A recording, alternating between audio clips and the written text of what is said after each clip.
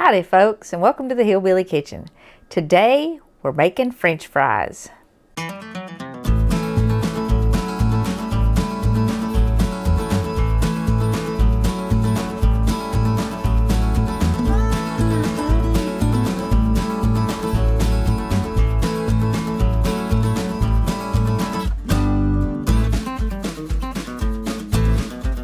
And we're just going to make a basic French fry. There's lots of stuff you can do to French fries to spice them up and all that, but we're going to start with just a basic French fry. And we're going to fry them today, but you can also bake them, and I'm going to tell you how to do that while I'm doing the video. You need potatoes, obviously, and whether you're going to fry them or bake them, you need a little oil. Because I'm frying them, I've got, maybe 1/4 inch oil, a little bit more in my pan.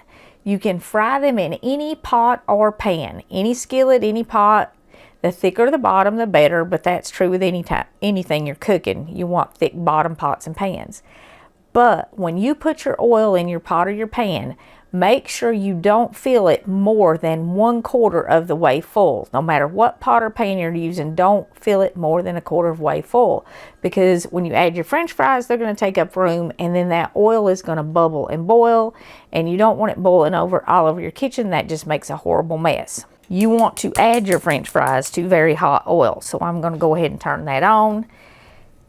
Peel them, don't peel them, doesn't matter. And you can use any kind of potato. You do want to make sure you cut any spots off of it, and this one did have a pretty big spot. If your potatoes happen to be sunburned, you know, where they have that kind of greenish color, you're going to have to peel them because you got to get that off. That's going to taste awful if you don't, but you can still use them if they're sunburned. Just peel off all the greenish color until you get into white potato. Now you can buy fancy French fry cutters, but all you need is a sharp knife, and you want to kind of slice them.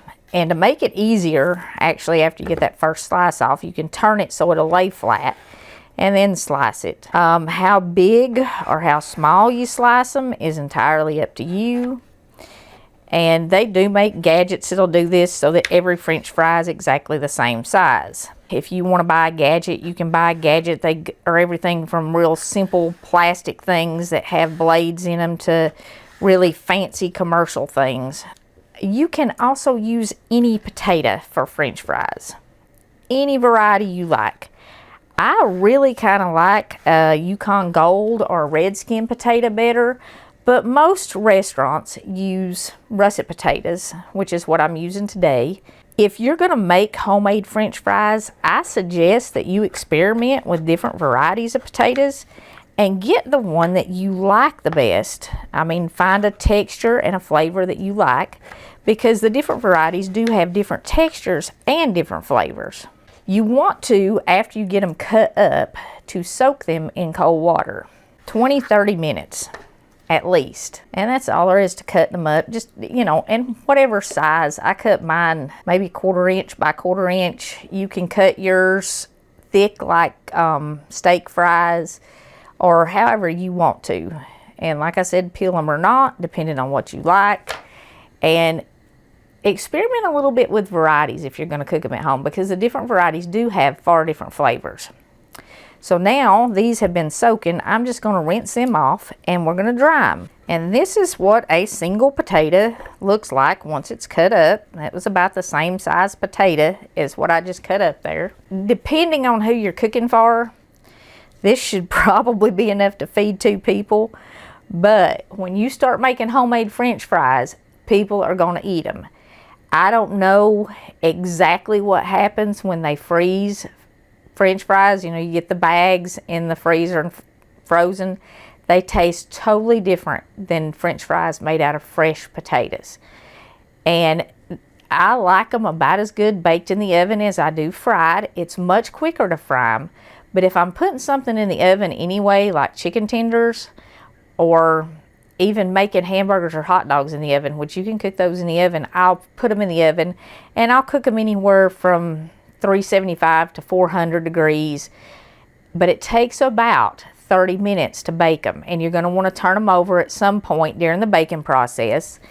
It makes easier cleanup if you put them on some parchment paper, and if you bake them what you're going to do at this point after you get them dry is you're just going to toss them in about a tablespoon or two of oil, and then spread them out on your baking sheet. And you can sprinkle them with any kind of spices, you know, a spice blend or seasoned salt or just plain salt, whatever, and bake them with the spices on them. And you can do all kind of flavors.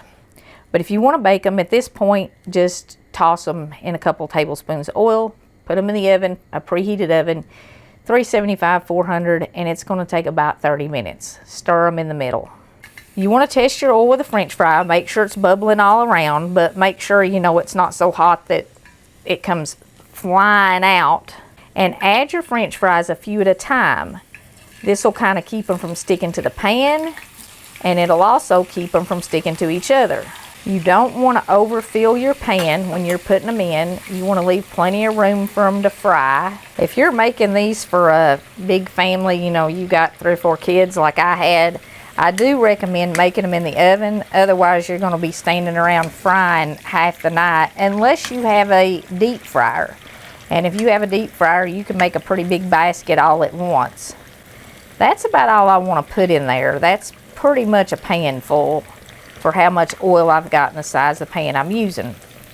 Now, you want to cook these so that they're bubbling at least that much. Adjust the temperature on your stove. It's going to depend on your stove what temperature you have it set on. On that stove over there, kind of a little bit above medium. This one, I'm using the small eye, and right now I've got it on high, but I'm going to turn it down a little bit because it is starting to get a little bit too hot.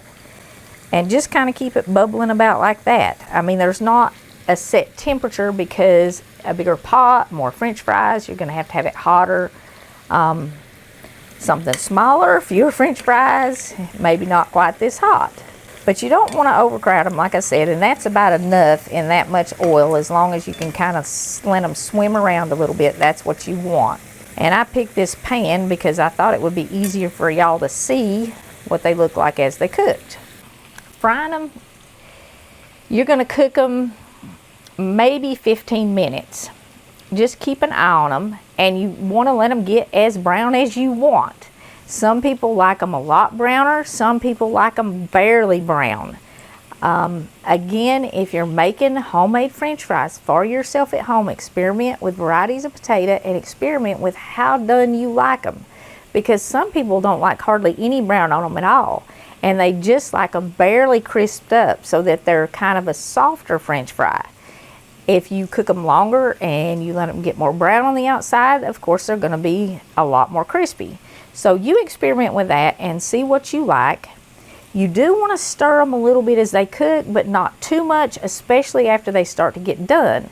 Because if you stir them when they're almost done, what you're going to do is you're going to bust them up, and then you're going to have French fry crumbles. And nobody likes that. So when you stir them, just be really careful and kind of roll them over a little bit. And that's going to be true if you're cooking them in a deep pot or in a shallow pan like I'm doing here, so you can kind of see how they cook. And I just broke that one, so they're already starting to get tender. And like I said, a lot of people just barely like them tender. While we're waiting on our French fries to get done, I want to share Luke 27 and 28 with you. But I say unto you which hear, love your enemies, do good to them which hate you, bless them that curse you, and pray for them which despitefully use you. And this was Jesus talking. This is kind of the key to living in a better world and living a better life and keeping the commandment that Jesus gave us to love one another. Now, if you've got somebody who is being mean to you and you are nice to them and you pray for them even though they are using you, that's going to do a few things. That's going to change the way that they see you. It's going to change the way that you see them. And God is going to use you to change their heart. And in praying for them and doing good for them and blessing them, it's going to change your heart. If we want to live in a world where we are all more connected, where we have fewer trials, where we have just fewer problems with each other, whether it's at work, whether it's in our families, if we want closer, more connected relationships, this is the key. Jesus gave it to us. He told us how to treat each other so that we could have those very close, connected relationships and not have to deal with the bad stuff. It's part of doing to others as you would have them do unto you, not as they are doing to you. And when you do that, it does come back. You reap what you sow. So if you sow kindness, if you return their curses with blessings, it does change the world. It changes the other person, and it changes you, and it will change everything around you. So maybe try it. Instead of getting mad, do something nice for them. Okay, now these French fries are definitely done. They are floating in the oil, and that's how you can tell that they're cooked. And at this point, they're also starting to get crispy. So it kind of depends on how crispy you want them. They will be slightly crispy outside right now because they're floating. Some of them are kind of light brown. Well, they're all kind of light brown. And I don't even know if you can see a difference in color on the camera or not, but I'm going to take just one out so you can kind of see the done point there. I like them a little bit browner than that. Most people do, but not everybody.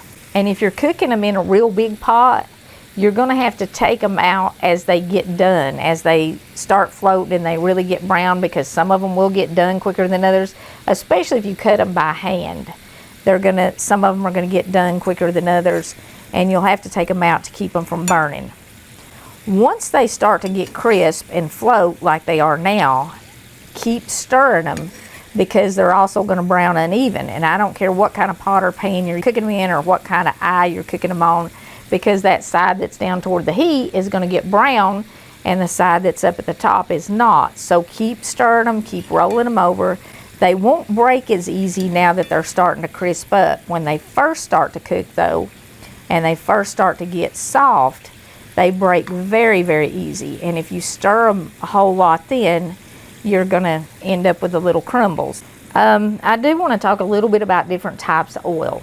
You can cook these in any fat, pretty much. You can cook them in anything from lard and bacon grease to butter. Butter will kind of tend to burn, so if you don't say you said you could cook them in butter and then cook them in butter, because the butter will burn. But you could add a little butter to your oil if you wanted to get that butter flavor in it. You can use any type of vegetable oil, corn oil, canola oil, anything like that. You can use olive oil. If you want a lighter French fry, I do recommend grapeseed oil. For some reason, the grapeseed oil doesn't tend to soak into the French fries as much, and it's much lighter. People who have trouble eating greasy foods, and they've had to give up fried foods almost completely because they have trouble digesting it, a lot of times they can eat the grapeseed oil, and I don't know why it doesn't soak in. It gives you still that same crispy outside that you get when you fry them in any other oil, but it doesn't make the inside as greasy. Also, if you have trouble with fried foods, but you still want them crispy brown French fries like these right here, do them in the oven and just do them, just toss them in about a tablespoon of oil and put them in the oven. And you can even drain them after you do that, and they won't have as much grease on them, and they'll be easier to digest. But that's kind of all there is to it. Make sure they're done there and get them out on some paper towels to drain them. I do recommend sprinkling a little salt on them while they're hot. While that grease is still hot, it'll soak in. And if you're cooking more, if you've got a big batch you're cooking for a lot of people, get some more French fries in there before your oil overheats. And again, just add them real slow like we did before. Don't drop them. Splattering oil hurts. And then do the same thing as before. Give them a little stir as you add them. And just let them fry until they're done. And that's kind of all there is to it. If you have trouble though with the fatty foods, that's pepper. Try the grapeseed oil. It does make a difference. It is much easier to digest. And just salt them to taste. Don't let them get cold. Not that you're going to have a problem with that if you have a house full of kids, because they're going to be all over you trying to eat them before you even get them out of the grease. Give these a try, especially if you never have. Like I said, there is a huge difference in a fresh potato fried and the frozen ones. They're just absolutely delicious. One of my favorite things in the world. Thank you so much for joining us in the Hillbilly Kitchen. If you haven't already, please don't forget to click like and subscribe before you leave. Share our videos with your friends. And until next time, remember to put God first.